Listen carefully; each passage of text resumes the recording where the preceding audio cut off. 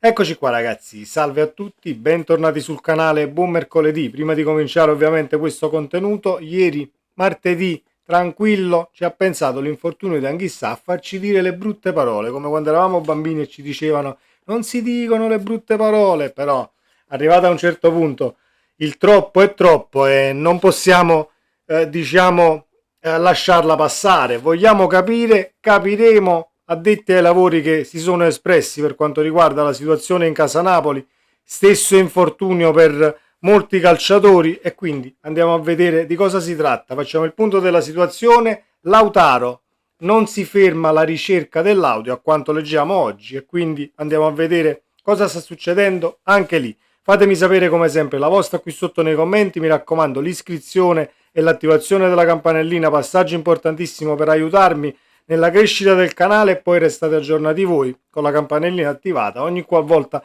esce un nuovo video. Sezione commenti, ci confrontiamo da sempre ovviamente per crescere insieme e partiamo dalla situazione Anghissà. Infortunio di Anghissà è solo l'ultimo di una serie che ha colpito il Napoli nel corso della stagione. Una lista lunga che ha penalizzato diversi reparti, da Meret a Politano, da Spinazzola a Olivera.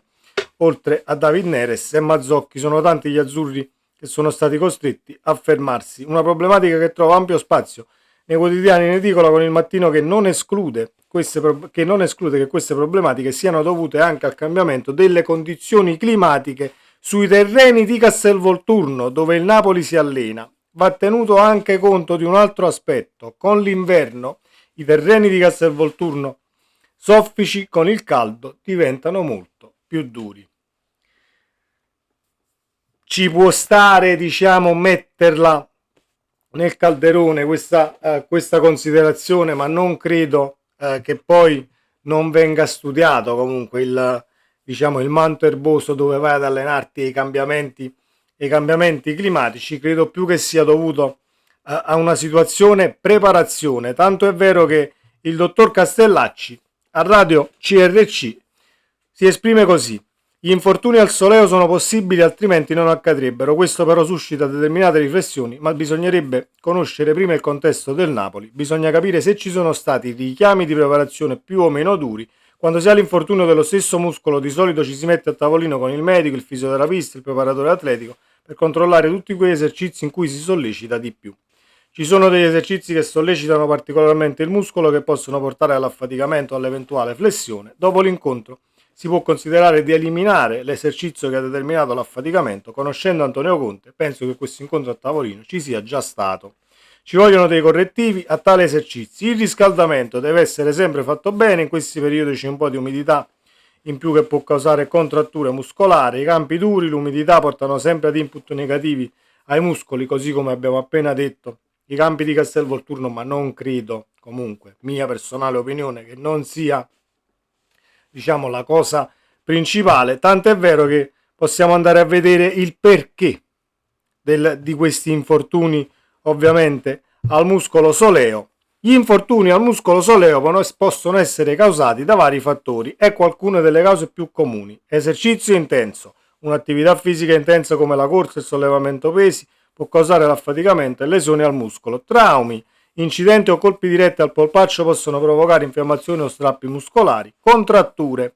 Il muscolo soleo insieme ai muscoli gemelli è spesso soggetto a contratture muscolari che possono causare dolore e disagio. Affaticamento. L'affaticamento muscolare dovuto a un uso eccessivo prolungato del muscolo può portare a lesioni.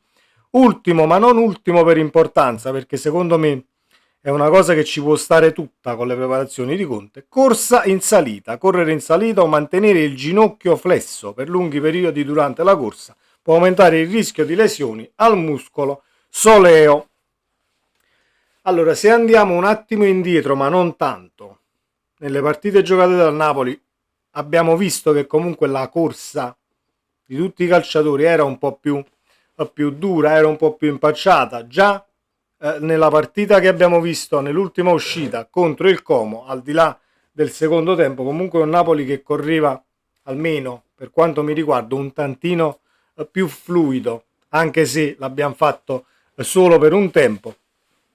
Però probabilmente su questi richiami di preparazione che saranno stati sicuramente fatti per arrivare alla grande a fine campionato dal punto di vista atletico, non metto assolutamente in dubbio la competenza dello staff del Napoli, però qualcosa è andato storto, anche perché diventano troppi gli infortuni al muscolo soleo. Anghissà, Mazzocchi addirittura tutte e due le gambe, Politano, Olivera sono troppi allo stesso punto, e quindi due domande se le deve fare lo staff del Napoli, se le deve fare Conte. Credo, come ha detto Castellacci, che si saranno già confrontati, come è giusto che sia, e noi dobbiamo far fronte all'ennesima perdita in vista dell'Inter.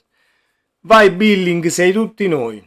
Al di là del modulo 3-5-2, 3-4-3, albero di Natale, 4 dietro, 5 difensori, sarà Billing comunque il sostituto di Anghissà, e quindi, visto il primo tempo con il Como, che a me è piaciuto comunque per aggressività, per lo stare sul pezzo, per fisicità anche, perché sembra, forse è un tantino più esile per quanto riguarda la struttura fisica di Anghissà, ma è più alto. Lo vedi in mezzo al campo comunque che può assolutamente dominare, e l'abbiamo visto prima che arrivasse a Napoli.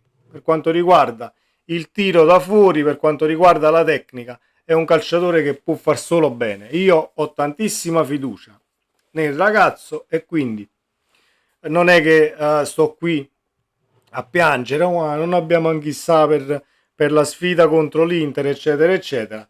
Sarà il mister a dover mettere in condizione la squadra nel rendere al meglio, quindi ci affidiamo a Billing e a Conte in questo caso, al di là che si voglia proseguire, ma poi ci arriveremo comunque a ridosso del match con altri video per quanto riguarda l'eventuale formazione e come ci porremo nei confronti dell'Inter, che ieri ha passato il turno contro la Lazio in Coppa Italia.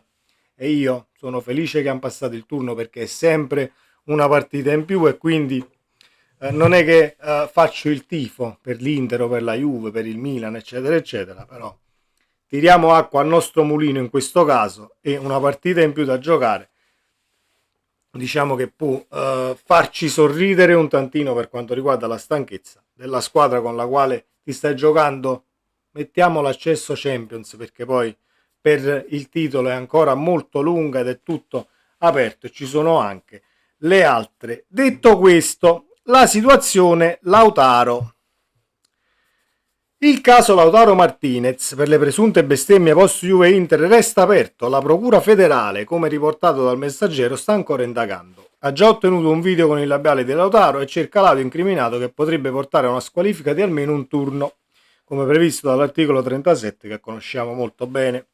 Nonostante le verifiche in corso, in casa Inter si respira serenità. Lautaro ha negato con fermezza ogni accusa, ribadendo alla società di non aver pronunciato alcuna espressione blasfema. La sua posizione è chiara, tanto da averla difesa pubblicamente con parole decise. Dopo il gol decisivo contro il Genoa, il capitano nerazzurro ha sfogato la sua frustrazione.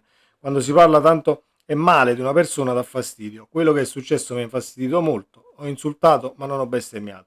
Cerco di trasmettere il rispetto anche ai miei figli, è una cosa che non accetto, eccetera, eccetera, eccetera. Allora, la procura dice che l'audio c'è, lo stanno solo cercando, quindi vediamo dove è andata a finire, perché poi può darsi che qualcuno se lo sia dimenticato, l'ha messo in tasca, non lo so, l'ha passato su una penna USB che poi sbadatamente ha lavato il pantalone e è andato perso comunque là. Può anche darsi, sono cose che succedono in ambienti dove la professionalità in Italia pecca e fa acqua da tutti i lati. Però questa notizia, al di là di ciò che si può pensare, qualcuno ovviamente e giustamente potrebbe anche dire sì, ma adesso è tardi, perché poi doveva essere squalificato in quella partita dove ha segnato, eccetera eccetera.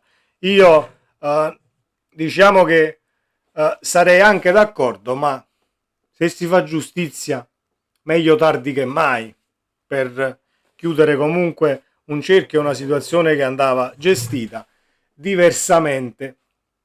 Quindi siamo in attesa di nuove notizie, ma molto probabilmente l'audio uscirà a ridosso di una partita che non serve a niente, al limite con l'Inter che avrà già vinto qualcosa o matematicamente cambierà ben poco a livello di classifica, e va a finire che è lì che uscirà l'audio da quel pantalone che era finito nella lavatrice e al limite è stato riuscito a recuperare da qualche mago dell'informatica. Detto questo, l'ultima notizia, e chiudiamo perché l'ho appena letta e la volevo condividere con voi.